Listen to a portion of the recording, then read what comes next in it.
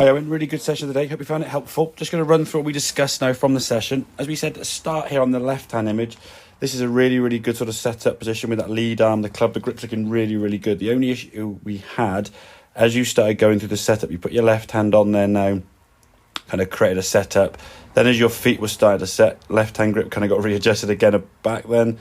Then as you started moving the hands around here with the grip there, you can see over a bit of time now when you're sort of setting up, that left hand grip now has got a little bit weaker. So the importance of getting that left hand in a good position just adds security to the grip pressure, and the club stops as much twisting as you're getting before, and means the club's going to likely return back to the golf ball a little bit more square to target, not out to the right there.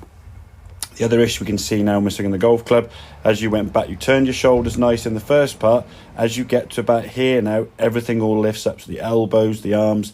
There's a big old lift and heave up here now. So your elbow, your right elbow especially, really high. Because of this now, this left wrist up here now is what we call cupping, which means that club face now is going to be getting open. Therefore, when you come back to the golf ball, your club face is going to be aiming off to right of target. So what you've got to then try and do is try and swing everything as hard left as you can. And the way you do that now is this lead arm and left arm just pull round here, more so with the lead elbow pulling.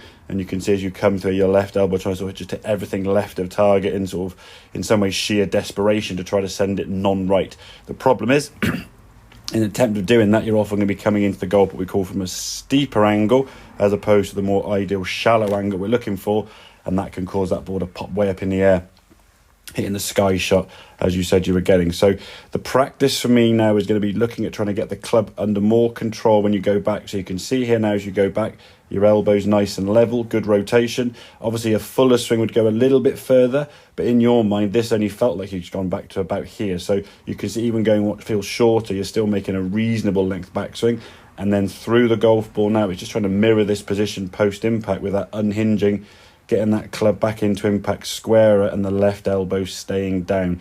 This is a better move. If we look here now, comparison, sort of similar position, how much higher your left arm and shoulder is. But this on the right hand side now, the elbow is a little bit more level. Is there still a little bit of pulling through?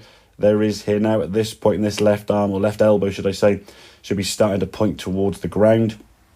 And that's what's going to help square that club face, or keep that club face squarer as we go through the golf ball. The problem is when the ball is curving off to the right, everyone just tries to swing the club hard left, resulting in the club face being even more open and the ball then curving way off to the right. So I'd work on this drill here now, back and through, just going from here to here.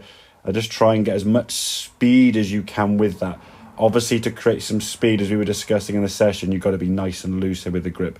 We found at times, obviously, your grip pressure is getting really tight, really strong.